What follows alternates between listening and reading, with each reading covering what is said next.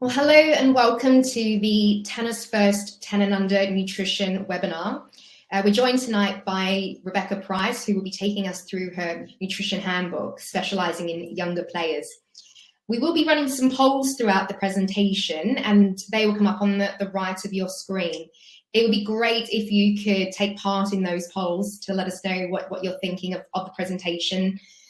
And also, if you have any questions at all, there is a tab on the right-hand side. If you fill in any questions that you have throughout the presentation, there will be time at the end where I'll be able to ask Rebecca your questions and hopefully have some great discussions right at the end. So I'd like to pass it over to Rebecca to take us through the handbook. Hi everyone, as Susie said, my name is Rebecca and I'm a sports nutritionist. So this is a handbook that we produced specifically for the 10 and under and the Get Ready program. You will be emailed out this handbook, at the end to go through. And today I'm just going to talk you through it, go into a little bit more detail than what's in the pages, talk about the key points of what to focus on, and really, as Susie said, just have a sort of discussion and find out where these challenges lie in this sort of population and what I can do to help. So I'm just going to talk you through what we're going to go through today. So we're going to start off looking at the three big macronutrients, so our carbohydrates, our protein and fats. What I really want to stress throughout this handbook is putting the sort of what, why, and the when all together. So we're putting what foods we're eating and why we're eating them. So for our carbohydrates, we're making sure that we know that they're our energy foods. Our protein is our muscle building, and fats is protecting our body. And this is really just teaching our younger players why, as athletes, we need to eat the foods that we need to eat and what they do for our body, rather than just looking at them as just foods. We're then going to move on to sort of more micronutrients, so vitamins and minerals, and why this is specifically important for this population, for young athletes, helping them stay healthy, helping them grow and mature, but also helping them with the performance side of things as well.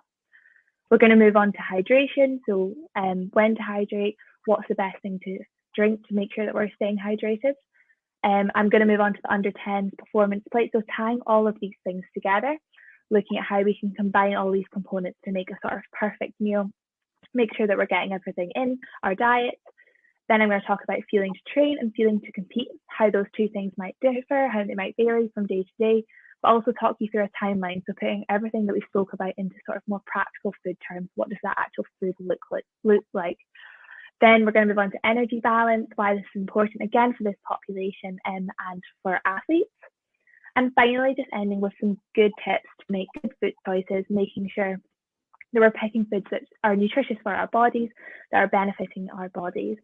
And then just at the bottom, we've put together sort of 5 nutrition pillars, which we thought were the sort of key aspects that we want to take from this. So looking at fueling with carbohydrates, again, bringing in that they're our energy food, building muscle with protein, so making sure that we understand the association of muscle building, muscle repair, muscle adaptation when it comes to eating foods high in protein, and then protecting our body with healthy fats. So how fats are actually really good and a really good component of a balanced diet and shouldn't sort of have this negative connotation. Looking at fruit and vegetables, why it's so important that we eat 5 a day, making sure that we have a balanced diet, making sure that we're eating the rainbow, things like that. And again, our hydration, so how our hydration can improve our performance and keep us healthy. So before we get started, we're just going to start on one of the polls. So our first poll that we're going to be looking at is what the biggest challenges that you face surrounding nutrition. So what do you really struggle with? So hopefully that should come on. Yeah, so there's a few options on there. So I've put down training days, competition, not eating enough, hydration, timing of eating, and anything else. If you could just have a vote on that, it'd be really good to get an idea of where these problems are sort of coming up. And then from there, I can focus specifically on them when we go through this now. So we're getting some answers, a lot of answers for timing of eating. So hopefully when we go through the fuel to train and fuel to compete, we'll go through a timeline and put in times, especially and put in sort of ideas of when we could train and what we'd eat around that. So hopefully we'll cover that today. Not eating enough. This is definitely something I think is quite common in this population. A lot of younger players struggle to eat. And we'll touch on that when we talk about energy balance and how actually a lot of children expend so much energy that it's difficult to match that energy intake there. We've also got competition days. Again, we'll talk about that specifically and how that might vary from a turning day. But a lot of good responses there. So thank you very much for your input. So we'll get started now. So we're going to move on to our carbohydrates. So the main role of carbohydrate is to fuel exercise and the demands of tennis. Okay, so I want you to think of carbohydrates in the sort of as an analogy of like a car petrol tank. Okay, so as you know, you can only put so much petrol in your tank, in your car, in your petrol tank, in your car, and it'll be able to move. When it runs out, your car won't move. And that's the same as our body. We can only store so much carbohydrate in our body that when we run out, obviously our performance is going to dip. Especially with our younger players, that fuel tank is even smaller than with adults. So it's really important that we're regularly topping up. And that's why it's important to look at the timing of eating and the regularity of eating throughout the day, making sure that we're constantly fueling up. Another analogy that we can use, which might relate more to sort of younger players, is a phone battery analogy. So if you think you can only charge your phone up to 100%, no more. The same with our bodies, we can only put sort of 100% of that charge in our bodies. If we're using lots of apps on our phone, that battery is going to come down really quickly. It's the same with our bodies. If we're going to school, we're talking, we're eating, we're moving, we're doing PE, we're training, we're doing all of this in school. We're using up lots of different parts of our body, and that charge is going to come down again. So we're regularly charging up, regularly fueling up, and that's with our carbohydrates, okay? When we go into training or competition, obviously tennis can be a very high intensity sport. So our carbohydrates can delay our time to fatigue. They generate energy faster than any other macronutrients. They're faster than getting energy than things like fat and protein. So that's why it's really important to be eaten before and during. But they're also a source of good vitamins, which can help our overall health and immune function. So as you can see, a lot of benefits here, health-wise, but also performance-wise. Finally, carbohydrate obviously contains fiber, which is really good, passes through the body, it promotes good digestive health, it helps regulate the sugar in our body, and it also helps regulate our hunger. So a whole host of benefits of carbohydrates, and breaking away from that stigma that carbohydrates can be bad. They're really important for our diet, really important to stay healthy, and really important for performance. So carbohydrate provides energy through glucose. So when we eat carbohydrate, it's broken down into glucose, and this is sort of what makes up our blood sugar. So our muscles use this glucose to fuel our exercises, to do the high intensity movements, to give us power, things like that. But glucose is also the primary fuel for our brain. So when we think about how much children are using their brain during the day at school, but also on the court, making good decisions, concentrating, and things like that, there's a whole host of reasons that it's really important that we have carbohydrates. So not all carbohydrates are the same, and there's different types, and they're really based on the different rates in which they give us energy. So we've got complex carbohydrates, as you can see on the left there, and they're made of sugar molecules in a sort of complex, more longer chain. So they take a longer time to be broken down. So they typically provide more vitamins and minerals, and we classify these as sort of having a more nutritious value, I guess. So they can be found in things like whole grains, rice, pasta, peas, beans, grains, things like this. And this is your slow release of energy throughout the day. So we typically like to have these as sort of our main meal times, because we're going to see that sort of the appearance of blood glucose, the appearance of our sort of that blood sugar slowly throughout the day rather than a spike. Our simple carbohydrates, so these are fast releasing energy foods, and very, as it says in the name, I guess, it's a simple sort of very short chain. So we can produce energy, we get energy from them really quickly. So they can be found naturally in foods like fruit and veg, but also in sort of more highly processed foods like your sweets, your sugary syrups and things like that. Obviously, we'd like to look at the sort of more naturally occurring foods when we think about simple carbohydrates, but it's really important to have a mix of both, and both have their place in our diet. As I said, with complex carbohydrates, they're really good at mealtimes for that slow release throughout the day. But for simple carbs, when we're on the court and we need that quick burst of energy, also a really important thing to consider. And what I want to stress when I go through this is there's no such thing as bad foods and good foods. There's foods that are more nutritious and less nutritious, and it depends on what we need that day. There are foods that can give us benefits in one area and not in the other, and vice versa. So it's really important that we don't just look at a food as bad or good and simplify it like that, but look at the reason and look at what it's giving our body. And again, this is what is quite good to teach our players, understanding why they're putting what they are in their body and how that is going to help them stay healthy, but how that is also going to benefit their performance. So as I said, ideally we probably want most of our carb intake to be complex carbs, but we also want sort of a mix of those naturally occurring simple carbohydrates as well, especially around tennis. So how much should you eat? I'm going through this handbook sort of very generally. I want you to kind of take this as a guide rather than verbatim and a sort of gold standard for what you should be eating. Obviously, it's very difficult doing a presentation like this to tell you exactly how much you should be eating, because it will really depend on the player's age, gender, how much they're training, all of these different things, their body mass, their muscle mass, so many different things. So again, this is just a sort of general guideline and an idea of sort of when you should eat, but also enabling the player to make good food choices by knowing what the food's doing for their body. So what we say is, you want your carbs sort of at every meal time, but then also potentially in sort of 2 to 3 snacks throughout the day, depending on how much you're training, and potentially a carbohydrate snack while you're training or while you're competing, just to give you that extra sort of fuel up, which is like what we like to call it. And obviously, what should you eat? So these carbohydrates, so you've got your fruit, your veg, potatoes, pasta, rice, whole grains, oats, things like that. We'll touch on this when we go into the performance plate of ideas of carbohydrates for each meal of the day, but we really sort of want to fuel for the work required. So if we've got a big training day coming up or a competition over a weekend, obviously we'll be eating more carbohydrates. If we've got a few days where we're not training and we're just at school, obviously we're going to tailor that to sort of less carbohydrates because we're not using as much energy. Our phone charge isn't going down as much and our petrol tank isn't going down as much. So always thinking of this sort of fuel in the tank, fueling for the work required, always thinking about that sort of analogy. So moving on to protein now. So protein is one of the most essential components of muscle development, bone density, muscle mass, and lean tissue. So what I want to teach the players is that the purpose of protein is muscle growth, muscle repair, and muscle adaptation. It's not just about this muscle building. There's so many different factors when it comes to protein. So when we think about protein, we want to think of it as, when we think of our muscles, we want to sort of think of it as a house. And to build this house, we need building blocks. And protein contains these things called amino acids, and these are our building blocks, the things that we're going to combine together, and they're going to stimulate that muscle growth, that muscle repair, and that muscle adaptation, and build together that muscle as a sort of house. So again, this is putting the sort of why into what we're eating.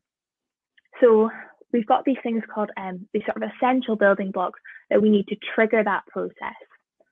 So your body can manufacture a lot of these building blocks, but there's some that we definitely need to get from our diet, and that's why it's really important that we're looking at regular intake of protein at mealtime and also in snacks. So when we think of protein, when we think of our sort of muscle building, I want you to think of it as a sort of curve like this. So if we have muscle maintenance here in the middle, when we eat something, again, we have those building blocks which stimulate that muscle growth. So we come into this muscle building phase above our muscle maintenance. When we do something like exercise, which is obviously going to lead to muscle breakdown, things like that, because we're damaging our muscles when we're exercising, we come back down into this muscle breakdown phase. So obviously we want to maximize the time we're in that building phase, and we stimulate that by eating, by consuming that protein, by giving our body those building blocks to help repair, to help adapt, and to help build our muscles. And again, that will link in with regularity of eating, making sure that we're constantly coming back up into this curve. So just like carbohydrate, not all protein is the same. So we've got our animal-based proteins, which sort of give us a more complete profile of these building blocks. And they are things that obviously like your chicken, eggs, your milk, these, as I say, contain a sort of more complete profile of building blocks, all of those essential ones that we need. On the right, we've got plant-based protein, which is still great. Individually, though, they contain less of the essential building blocks. So if we're vegetarian, it's really important that we combine these protein sources to get that full array of building blocks to help support our muscle. And again, so that would be something like, instead of having a chicken breast, if you are a meat eater, for a vegetarian, we might look at something like vegetarian chili, where we're combining beans, so sort of chickpeas, kidney beans, things like that, maybe putting having some tofu, things like that throughout. So, or if we have a stir fry, we're combining lots of different beans, lots of different tofu, corn, things like that, to get that full array of building blocks. Again, how much you should eat. With the protein, obviously, it's very difficult to prescribe how much. So what I want you to think about with protein is the regularity of eating. So similar to the question that was coming out before, so about timing of eating. we want to make sure that we're having protein around every 3 to 4 hours to make sure that we're in that muscle building phase above that curve. So that could be something at breakfast, mid-morning snack, lunch, afternoon snack, and dinner. Okay, so just making sure that this curve comes up and we're maximizing our time there. And that's what I really want you to think about with protein. Don't worry about necessarily how much you're eating, but focus on regularity and focus on, especially if you're vegetarian, combining those sources. And that's really what I want you to take home from this slide. Obviously, there are times where protein is really important, and that would probably be in the morning, just because obviously if we had dinner, say at 6 o'clock the night before, and we're not eating breakfast until 7 o'clock, that's over 12 hours where our bodies had no stimulus. So our bodies had no building blocks. So if you think about that curve, we're right down here. So it's really important we start stimulating that as soon as possible. Get those building blocks in our body. So I'd say protein in the morning is especially important. And then again, after training, obviously you can imagine that curve's coming all the way down again. After we train, our muscles have had to do a lot of work. They're tired. We need to start repairing them, start adapting them, especially if we're incorporating some sort of strength and conditioning training, as well as our tennis. Really important we start that curve. So morning and after training and that recovery, specifically really important times to be looking at protein. So moving on now to fats. So fats are the primary fuel for light intensity exercise. So if you're going for a light walk or things like that, the fuel that you're using is fat. And this is just because it's a sort of slower release of energy. Okay, so carbohydrate is obviously good for our training, that high intensity energy, but fat is what we're kind of using when we're day-to-day living, sort of that slow release of energy. Fat's also really important for a healthy and balanced diet. It's a source of essential fatty acids and vitamins, and this helps the body function properly, it helps it develop properly, and especially for young people, it's really important, fat's really important for the development of things like hormones and from brain health. So it's really important that we're incorporating this in our diet. Fat gets quite a bad name because it has quite, it gives us a lot of energy. So it generates more energy than carbohydrates and protein in terms of that sort of calorific number there. So obviously if we have an excess in fat, we'll put on body fat, which is why it gets quite a bad name and people can be quite scared of it. But we also have to consider that we can be deficient in fat as well if we don't have enough in our diet. And that's going to really impact our immune health because, as I said, these essential fatty acids are so important in protecting ourselves, keeping us healthy, keeping us developing and making sure our players are maturing properly in respect to hormones and their brain and things like that. So again, just stress, obviously a very important part of a balanced diet. But obviously we've got different types of fat just as we do with carbohydrates and protein. So on the left here, you can see we've got saturated fat, and these are found in things like meat and other animal products such as butter, cheese, milk, cream, things like that. So these are typically called our bad fats, and that's just because they're associated with increasing the risk of disease like heart disease, things like that. What I want you to really take home from this slide is obviously you can see there the examples of our saturated fats are things like beef. So beef does have a high content of fat, but it is also a really good source of protein. So again, we're not looking at one food as bad or good. We're not looking at one food as giving us this. It's considering all the things that it could give us and making sure it has its place in our diet. Beef is a really good option for protein. Yes, it is higher in saturated fat, but if we're eating healthy and we're not consuming it in excess, it's still really good and has a really valuable place in our diet.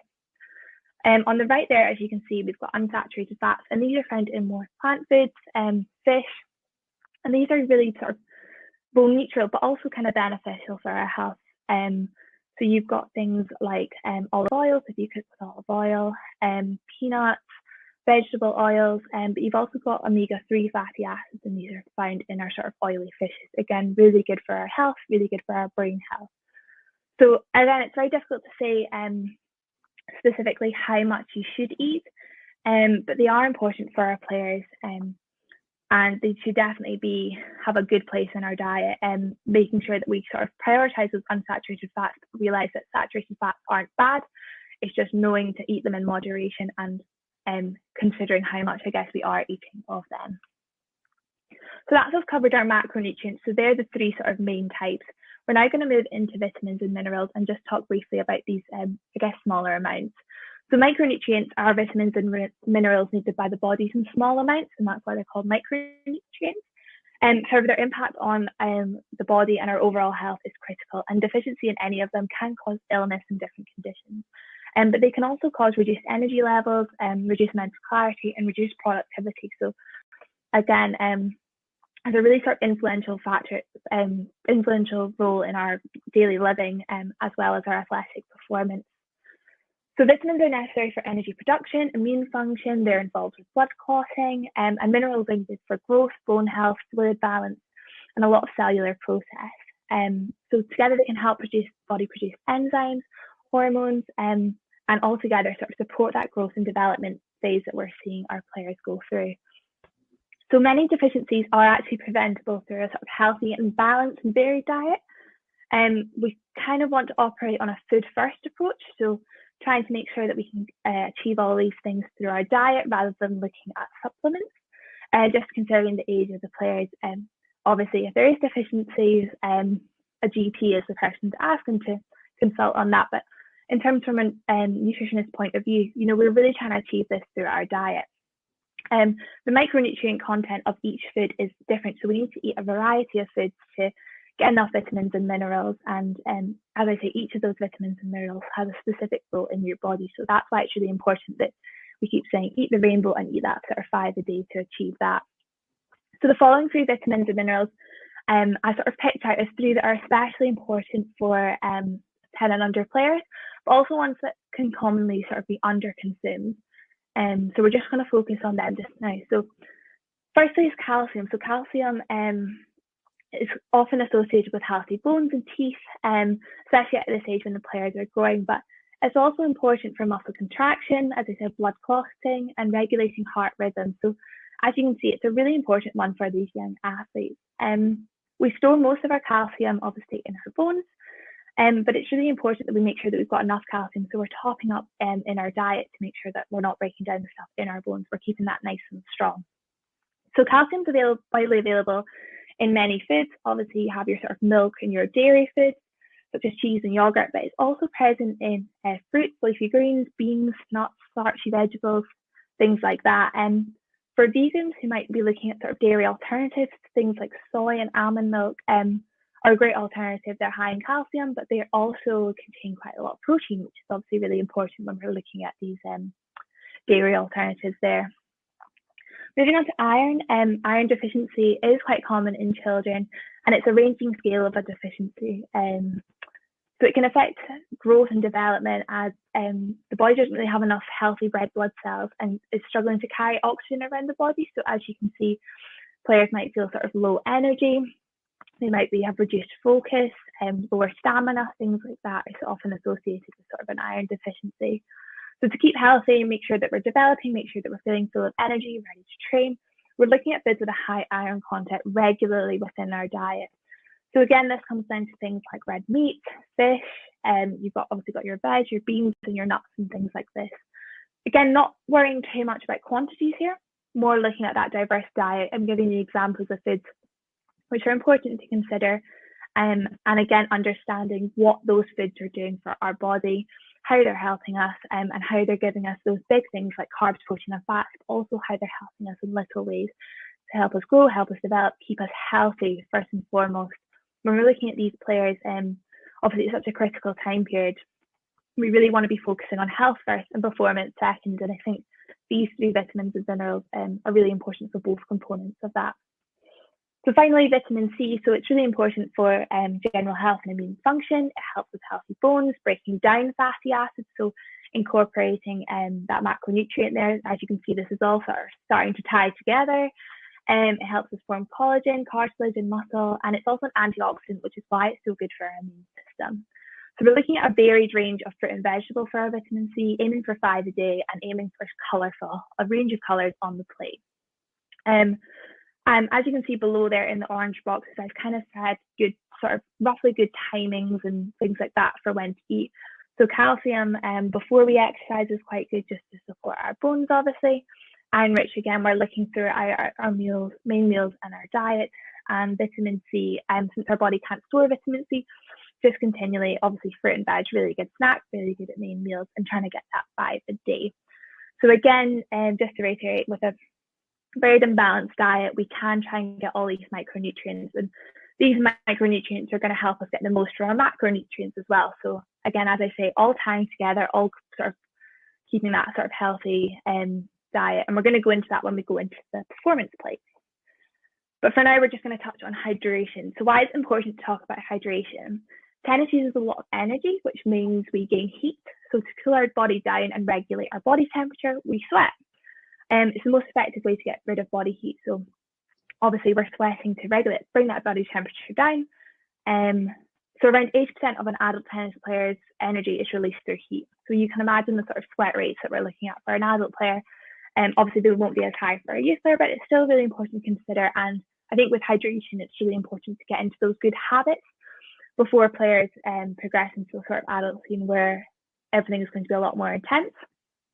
So when we're dehydrated, our performance is worse, and this is linked to worse reaction time, poor decision making. So obviously you've got that impact on your brain and on your mental state, but it's also linked to reduced running capacity, decreased power, slower sprinting. So you've got that physical aspect as well. And finally, dehydration obviously can be linked to stomach issues. So sort of these gastro issues, that sore stomach that you can feel on the court, can be dehydration as well. So a real host of factors that hydration can affect, which I think you typically think of the headache and that's about it, but there's a lot of factors that we can think about. And the reason this all sort of is impaired is because our body's having to work harder to pump blood around our body, so we're using up more energy, we're going to feel tired, and it's also trying harder to pump oxygen through the blood around the body. And that's why we see with dehydration, it's sort of accompanied by that sort of higher heart rate and that increased body temperature and that perception that everything's just feeling really tough. So how can we tell if we're dehydrated? So if you're thirsty, the chances are you are probably already slightly dehydrated, and that's just because your body's telling you it needs water. So we're trying to avoid that and try and get ahead of the curve there, obviously, similar to our fuel in the tank analogy, where we obviously would like to start exercise with 100% fuel in the tank. With hydration, we want to start hydrated. We don't want to wait until it gets bad and see our performance dip. So how much should you drink? Again, this is very dependent. Obviously, people have different sweat rates. They have different composition of sweat. Obviously, when we sweat, we have sodium. A good sort of judge is when a player comes off the court, if they've got big sweat patches, if they've got salty marks on their skin. If they've got sweat patches and no salt on their skin, their composition of sweat, they're not losing that much sodium, obviously that much salt through. If they are, some people, you might need something like, we'd be looking at electrolytes after if you're quite a salty sweater, obviously to repair those, replenish those losses there. So again, it's very dependent, but you can kind of judge it. Even a sort of salty upper lip might mean that we need to replenish with things like electrolytes, things with a bit of salt on our dinner, things like that. But typically what I'd say is, obviously you want to be drinking regularly throughout the day. A lot of players drink tons just before they go on the court and then complain that they feel full and their belly feels full of water. So instead, we're trying to avoid that, and we're trying to drink a lot regularly throughout the day. And particularly so if we've got that hour before we play, that sort of 1 to 2 hours before, that's when we really want to be making sure that we're drinking, so we can make sure we've absorbed the water, make sure we've had a chance to go to the toilet before, and things like that. And when we're playing, I'd recommend 1 to 2 big gulps every 15-20 minutes. So how to stay hydrated, tips that can help with this is bringing enough water for the session and match. A lot of players turn up with not enough, and if we don't have enough, obviously that's going to put us off drinking. So turning up with enough, sort of 2 bottles of water, making sure that that's encouraging us to drink. Having regular breaks. A lot of players will play through for an hour, 2 hours without any breaks, and that routine is not going to get them into the habit of drinking water. So trying to implement sort of regular training breaks every 15 minutes and just literally having a sip of water to keep us hydrated. And finally, when we rehydrate after our match, looking at drinking different things. So rehydration doesn't have to be water. When we rehydrate with things, we can rehydrate with things such as milk. Milk contains obviously protein as well, which is really important. And because of that content there, it passes through our body a lot slower. So actually we retain it a lot more. So it's really good for rehydration purposes. Even things like squash, you know, if players are struggling to drink water, we can look at things like squash. As long as we have a sip of water, you know, sort of after, just making sure that we protect our dental hygiene and things like this. You can also look at fruit and veg. There's so many foods that have such a high water content. And again, those dairy products such as milk, such as yogurt, will have a high, will be able to help us stay rehydrated and things like that. So we'll move on now and sort of tie this all together with our 10 and under performance plate. So again, this is a sort of guideline. It's just giving you an idea of what a plate could look like. Obviously, it will change based on if it's before a match, if it's after a match. So again, as I just want to stress that this is very general, but it gives you an idea of what a plate should look like and how much of each food you sort of roughly should be eating. So when we look at our carbs there, obviously our carbs are making up a good proportion of our plate, and that's just because we're burning a lot of energy, especially on a training day. We're using a lot of energy, so we want to put fuel in the tank, either before a match or refuel after a match. So when we look at breakfast, we can look at things like oats. So cereal, we'd be looking at things like muesli, Weetabix, rather than your sort of more processed foods like things like Cocoa Pops, just because they're slightly sugary. So as we said, we want that slow release of energy throughout the day, whereas something like Cocoa Pops is going to make our blood sugar go like that, and then we're going to dip. So it's kind of doing the opposite of what we want. We want that slow release of energy and start tennis with 100% energy in the tank. We also look at things like toast, bagels are a really good source of carbohydrate. We move on to the lunch and look at things like pasta, rice, wraps, whole grain bread, bagels, all really good options for packed lunches or school lunches. When they're available, always options to go for. We look at dinner, again, similar: lentils, potatoes, rice, pasta, quinoa, couscous. So as you can see here, there's so many different choices to sort of try and get over, I guess, if players are picky. There's a lot of choices there that we can go to, making sure that we're selecting something that will give us that slow release of energy, particularly at those meal times. When we move on to protein, a reminder, we want regular intake of this in the right quantity. So we'd be sort of having a portion of something like chicken, beef, things like that. Or if we're vegetarian, we're looking to combine different sources. So if we were having a stir fry, we might look at combining corn with potentially some beans, some edamame beans, things like that, making sure that we're getting that full source. If it's something like lunch, we might combine tofu with hummus, really just trying to get that mix in there. And maybe some lentils or something like that, just trying to get that sort of full array of those building blocks to help stimulate that muscle building phase. Looking at fruits and vegetables, they're going to contain a lot of the vitamins and minerals that we need to protect our immune system and keep us healthy, keep us growing and keeping us developing properly. So we're aiming for at least 5 a day and at least 1 portion at meal times, as well as snacks. And again, focusing on eating the rainbow, trying to eat a variety of fruit and veg that contain different vitamins and minerals that do different jobs for our body. So mixing it up as we go along. Healthy fats, again, this makes up a small proportion because, as we said, fat has a very high energy content, so we don't want to be eating excess of it. But looking at cooking in stuff like olive oil, having oily fish, nuts, seeds, things like this, adding this to our dinner. And finally, hydration, trying to have, around 1 to 2 glasses of water with each meal. Again, don't focus too much on the number there, just focusing on making sure that there is a glass of water on the table and that we are trying to drink it, just to make sure that we're staying hydrated throughout the day. Alongside these 3 meals, we'd be looking at some snacks. So maybe mid-morning, we'd be looking at carb and protein snack. I'll go through this when we go through the timeline. In the afternoon before training or during training, we might like to have a snack. And potentially players might like to have a snack if they eat dinner quite early before they go to bed. But that is something that they can build in as they get older, and it's all dependent on appetite as well. So moving on, I'm just going to touch on energy balance now. So energy balance is the difference between energy intake, which, as you can see, is our nutrient intake in the form of calories, and our energy expenditure, which is the calories burned during daily living, exercising, and our resting metabolic rate. So our resting metabolic rate is just how much energy our body uses at rest without doing anything extra, so extra exercise or extra movement or things like that. So as you can imagine, for young people, this resting metabolic rate is going to be relatively high. And when we actually normalize sort of body weight, body size to adults, we see that young people have a higher resting metabolic rate. And that's because they've got greater growth and development demands. So it's really important we consider this when we look at energy expenditure and don't just think of the sort of purposeful exercise. We consider how many different ways these children can burn energy. We look at walking to school, household chores potentially, playing outside, PE, and considering there's so many ways that we can burn energy during the day, and there's only really one way that we can take in energy, which is eating. And again, that comes into that balanced diet, those nutritious foods and what they do for our body. So it's sort of matching that daily energy intake and adjusting that to our energy expenditure. So as I said, children have got many opportunities throughout the day to burn energy.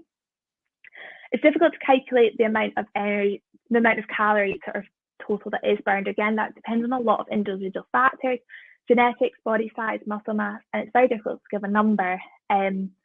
But what I would say is if a young person engages in a very active lifestyle, so they're walking to school, they're playing outside, they're helping with chores at home, and then they're doing their tennis training for 1 to 2 hours a day on top of that, it is really important that we consider how much food they are eating and making sure that they're eating enough to support that high energy expenditure.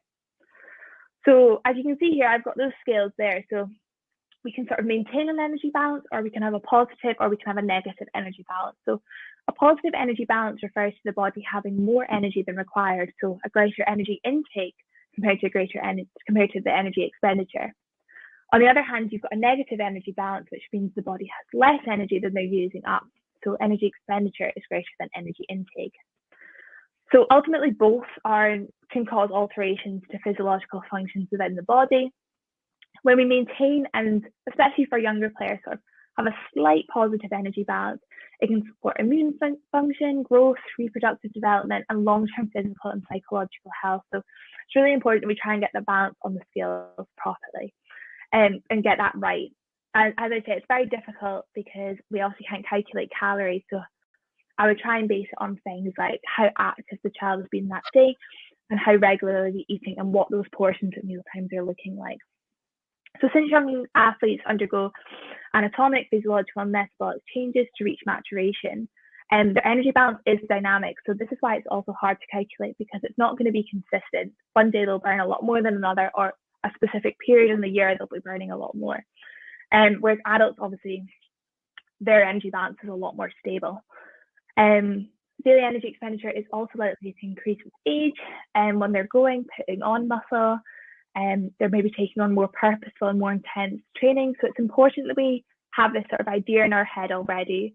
I don't need to get too bogged down on the details here. It's just introducing this concept and really making, as I said, one of the issues that came up in that poll was sort of not eating enough. And this is what I really want to stress here, is that the energy expenditure component contains so many different things, whereas energy intake is only food. So it's really important that we consider all that and try our best to make sure that we're consuming enough and introducing those snacks, making sure that we're eating regularly.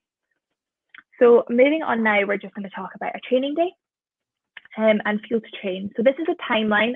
Again, as I say, you will be sent out this handbook, and it will give you a sort of rough idea of, I guess, examples of foods that you can eat and when that might be okay.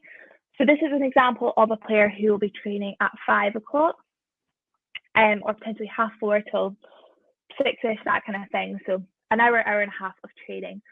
So when we wake up, I guess we have school, we'll be eating breakfast quite early. Our priority for breakfast obviously is our carbohydrates. When we've been sleeping overnight, we've been using to sort of dipping into that fuel tank. So we want to make sure that when we go to school, we're nice and topped up. We've got that slow release of energy throughout the day. So that priority is carbohydrate. We've touched on why protein is really important in the morning to get into that muscle building phase. So that's our second priority. And finally, this is a really good opportunity to get some healthy foods in there, to get our fruit and veg and to get that micronutrient content in. So examples of breakfast, so porridge, you've got your carbs, milk, protein, banana and honey is our carbs, and obviously our health foods as well there. Then you've got muesli, milk and berries, scrambled eggs and spinach. So as you can see, combining lots of these 3 different things in multiple ways. As you can also see, there's not one food that sort of fits into one category, as I spoke about earlier. Obviously, banana, really good source of carbohydrate, but also a health food. So again, this is all about not thinking of foods as one thing, but thinking about the multiple things that it can give us and why that might be good at that time. We move on to 10 a.m. We'd be looking at having a mid-morning snack. A lot of people get a break during school.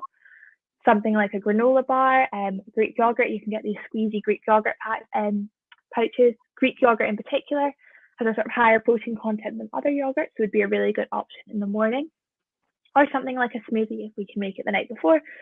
If players are struggling to eat, introduce that extra component of eating. Something like a smoothie is a really good way to make sure that we're eating enough, making sure that we're getting those extra calories to support the energy expenditure without necessarily feeling that we're eating a lot more. At lunchtime, again, we're looking for those same 3 priorities: carbs, protein, and health foods. Some options if you're doing packed lunch: chicken salad sandwich and a cereal bar, really simple. Roasted vegetable, hummus wrap, roasted potato, tuna salad. So as you can see, getting in the protein there, getting in our carbs there. Again, this is sort of a training day, so it'd be really important that we are fueling up at that lunchtime, making sure that we do have a good content, a good size of carbohydrate on that performance plate like we spoke about. So before we go to training, we might have a quick snack on the way in the car to training or something like that. That can be something as simple as a ham and cheese sandwich. If you think players are not eating enough at meal times, these snacks are a really good way to make sure that we're getting those extra calories. So something like a sandwich is absolutely fine. A bowl of cereal. If they're not so hungry, maybe like a porridge oat bar or something, a fruit or something like that. When we're playing, I typically think sort of one snack for sort of an hour of playing. It doesn't need to be a massive snack, something like a banana, a little box of raisins, some dried fruit to snack on, dried mango, something like that. Or sort of homemade energy balls, really easy. It's just you can make it at home, oats, milk, things like chocolate chips, raisins, things like that, and we roll it up. That's one of our energy balls. But really something easy to snack on. Even things like, you know, a Jaffa cake or something like that. It's a really quick hit of energy. But again, just making sure that we're eating regularly. And finally, at 6 p.m, we sort of look at that recovery back into what's important when we go into that recovery phase. And for recovery, for training and competition, I want you to think of the sort of 3 R's. So rehydrate, repair, and refuel. So rehydrate, obviously we said there's different things that players can drink, water, milk. Chocolate milk is a really good option for rehydration. It's obviously got our carbs in there, but it's also got protein, and it's really easy to drink on the way home.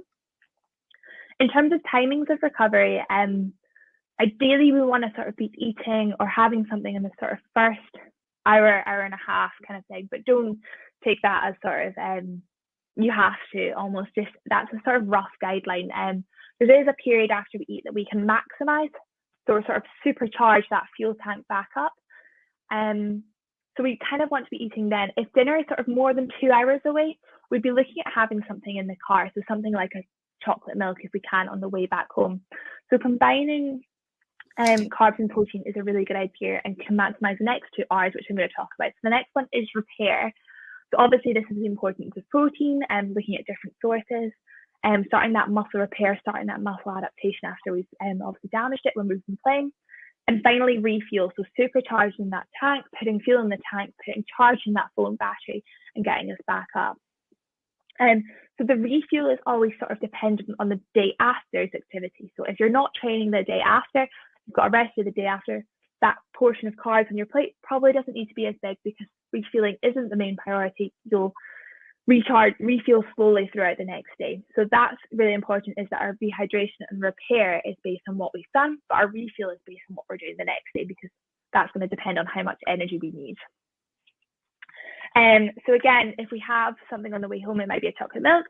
And then when we have dinner, we're looking at those carbohydrates, protein, and health foods. And then potentially, if you think a player's not eating enough, or you think it's been a particularly hard training session, introducing something before bed, which would be a sort of protein snack.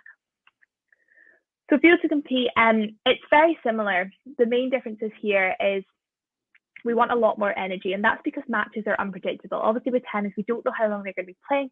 We don't know how intense the matches are being, and we also might not know how many actual matches the players are playing with these 10 and under competitions. There can be multiple throughout the day, depending on when you get knocked out. So it's really important that whatever the case is, we're starting with 100% energy. So as you can see there, same priorities for breakfast. If we're playing in the morning, we want to be eating breakfast around 3 to 4 hours before we start playing. So the 7 a.m. mark just there, we want to top up those energy stores, so put some fuel in the tank, fuel up, put some charge in our phone about an hour before. If players are struggling to eat, I'd recommend looking at things like smoothies, something as simple as a jam sandwich. Again, as we look at vitamins and minerals, it's not the most nutritious, but the purpose of giving us energy, it's really good, and something very light to eat if players are struggling with that. We want to avoid sort of our fat in the morning, just because that can upset our stomach. So if we're playing away from home, trying to avoid the sort of cooked section of the breakfast with things like bacon and sausages and things like that. Just that high fat content might upset our stomach. When we're playing tennis, again, for every hour of playing, we're kind of looking at a snack. So it might be something like a handful of jelly babies, 3 Jaffa cakes, those malt loaf bars that you can get, dried fruit, normal fruit. What I would say with fruit is make sure that you practice with it before, just because for some people it can upset their stomach. So, but it's really good in training to practice that regularity of eating throughout. A lot of players get slightly superstitious that, oh, I haven't ate during a match before and I was fine. And what we're trying to do is avoid that and get into those good habits. So when matches get more intense and players progress and they're playing in the adult scene, they're already used to this sort of routine and it kind of falls into common practice. And if we've got another match in the afternoon, we want to try and refuel as quick as possible. As I said, to try and maximize this window. So at 12 o'clock, again, trying to eat something as soon as we get off the court, start that refuel, start that repair process, make sure that we're fully charged for the next match. Again, snacking during our match. So if say we finish at 3 to 4, sort of 3ish, we're not going to be eating dinner. So we start that 3 hours, we start that repair process with something like a peanut butter banana sandwich, a yogurt and some fruit. It doesn't need to be anything particularly special. Again, it can be chocolate milk if players don't feel like eating, and they prefer a drink. And then we would have our dinner later on that day. So again, the sort of difference between competing and training days really is that carbohydrate and focusing on those 3 hours really quickly after that first match. So we're just going to finish now with sort of 5 tips for good food choices. So be prepared. As I said, make sure that the players have enough water in their bags. Make sure they've got snacks that they can grab. Make sure that the sort of hard part of getting it all sorted is done. So all they need to focus on is grabbing it when they need it. Get the player involved. As I say, let's put the what, why, and the when all together. Let's understand what these foods are doing for our bodies, what they offer us as young people, but also as athletes. Get the players involved in picking their snacks, deciding what they enjoy, deciding what they like, and giving them that ownership, giving them that responsibility, that just as they need to make sure that they're training hard, but to make sure that they're training as well as they can, they need to make sure that they're fueled and understanding how they can get the most out of their training, how they can get the most out of competition, and not letting the food part slide, because as you can see here when we spoke about carbs, protein, fats, keeping healthy, but also hydration, all of these things have a direct impact on their performance, and all of these things tie together to maximize performance. So everything in moderation, as I said, creating this healthy mindset around food. No food is good or bad. Foods are more nutritious or less nutritious, and it's important we consider why we're eating them and what they'll do for our body. Hidden vegetables, if we have fussy eaters, you can make pasta sauces, blending the veg together so players don't actually know they're eating vegetables. Or smoothies, putting vegetables, putting spinach, putting berries in smoothies so players can't actually taste exactly what they're eating. And shop frozen or tinned, obviously, I understand that eating healthy, especially at the moment, is a lot trickier and it's a lot more expensive. But it doesn't have to be, as I said, all these sort of good sources of protein in terms of beans, lentils, legumes, things like that. As well as fruit can be frozen. We can have tins, we can have cans. It doesn't take away from what the food actually is. It doesn't take away from the nutritious values. So, this doesn't have to be a really expensive job. Look at the budget stuff, look at the cans, look at what all of these options. It's not less nutritious, as I said. Frozen fruit is a really good option, and you just defrost it the night before or the day of, in a really easy way and a cheaper way to make sure that we're getting a good balanced diet. So that's everything from me. I think we've got 2 poll questions now to go to just to see how that got on. So our first poll question, so I guess what's the most useful thing you've learned from this webinar? So we've touched on carbohydrates, proteins, fats, vitamins and minerals, training day, competition day, and hydration. So just giving me an idea of what was most beneficial, I guess, to you. So we're getting a lot about training day and competition. So I hope that sort of idea of timelines is quite useful for you. Gives you an idea of when to eat and examples of eating. As I said, this will be sent out to you, so you can use this as a sort of rough guide. Insert your own food that the player likes. Also a lot on carbohydrates and protein, which is really useful and good to know. Again, really understanding why they benefit our performance and what they can do for us. That all sounds perfect. Thank you for that.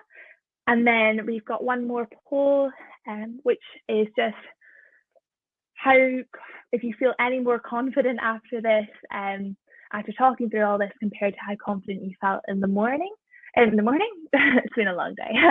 Earlier on, so how confident you felt before the presentation compared to now. So that should be coming up.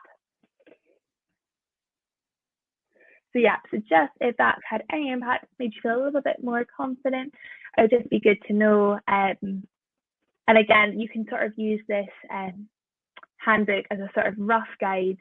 And obviously this is a very sort of brief overview of a lot of different topics. I understand that it's a lot of information I've just given you.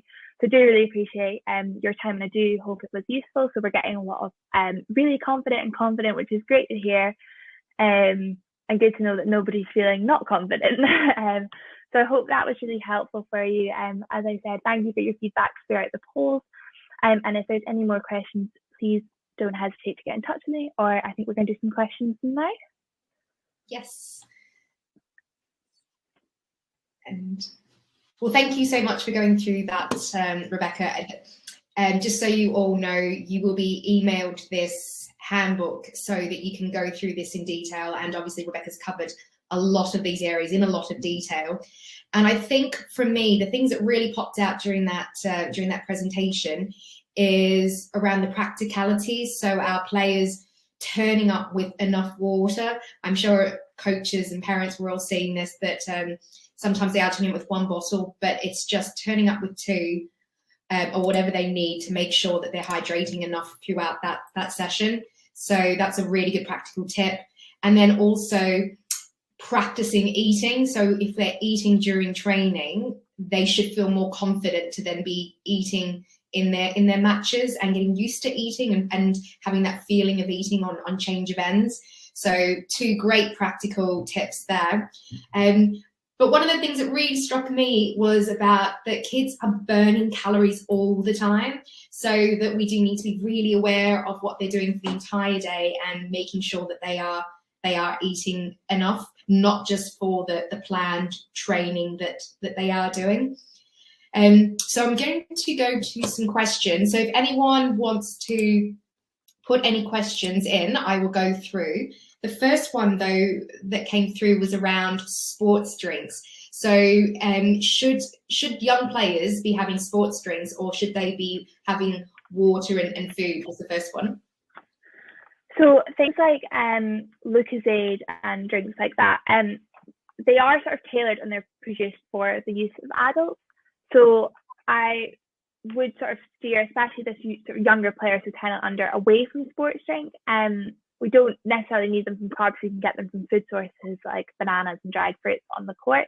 Just in terms of sort of caffeine content and dental hygiene, obviously oral hygiene, I'd sort of stay away from those sports drinks on the court. And at this age, look towards drinking water. Even a smoothie is okay, but these sort of drinks that you can buy in the shops, maybe moving away from them. Water, smoothies, as I said, milk, chocolate milk, things like that.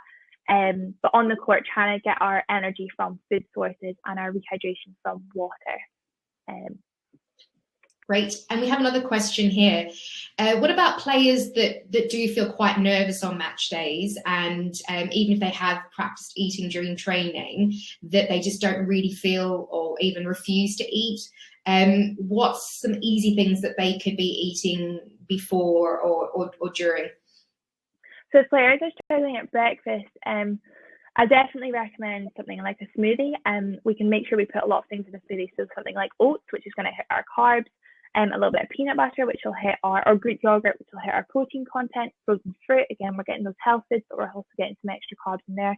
squeeze of honey, something like that, and just getting them gradually sipping it throughout the journey to the match or before.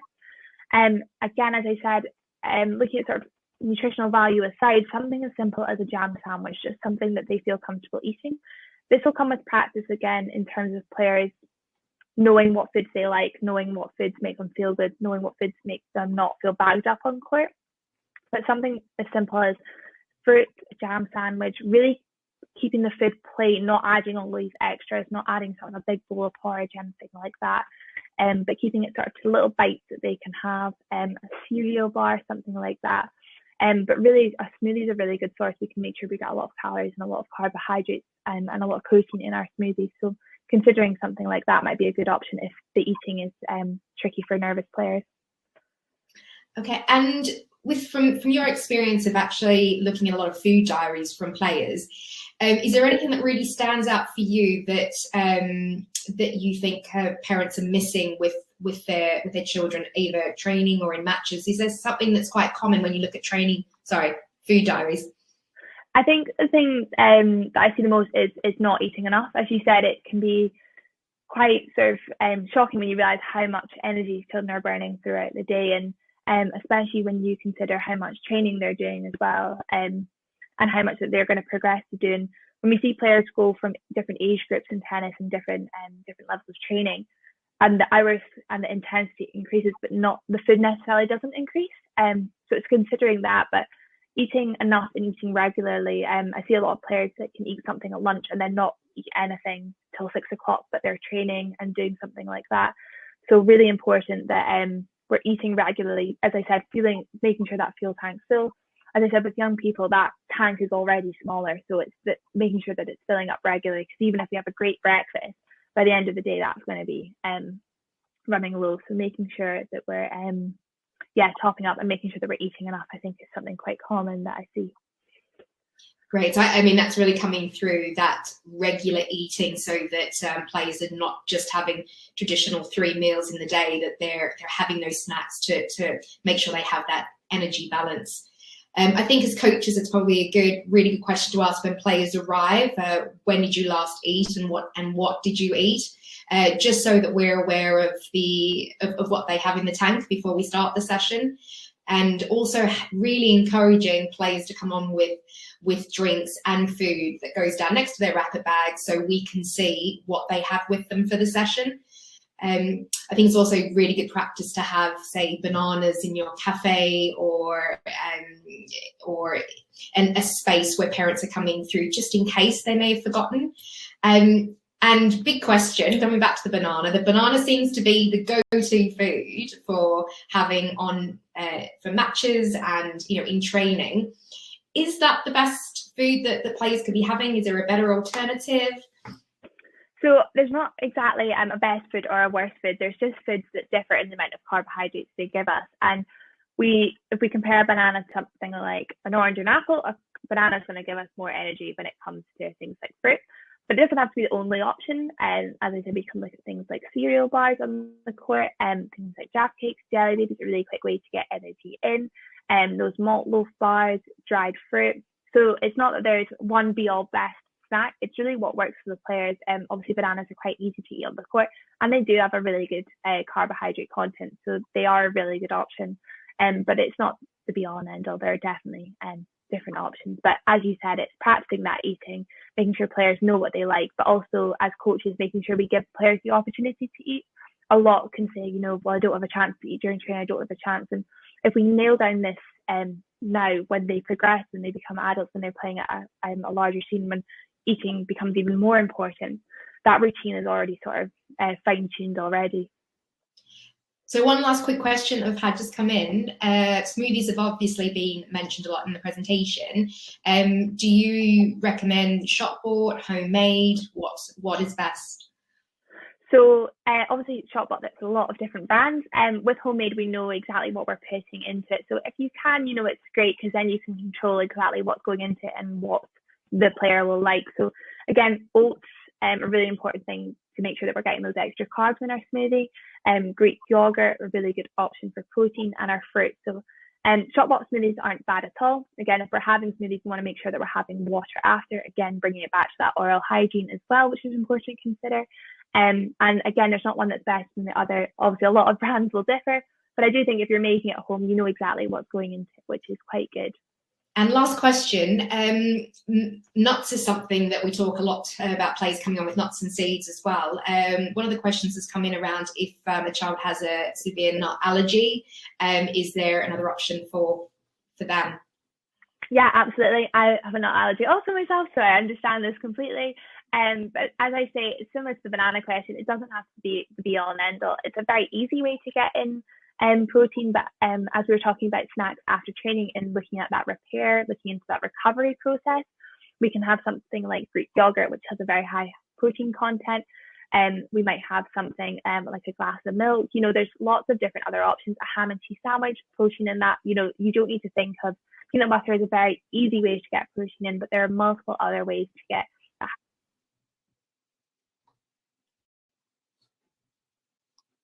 Great. Well, thank you so much, Rebecca. Hopefully that's been really helpful for everyone that's come on today.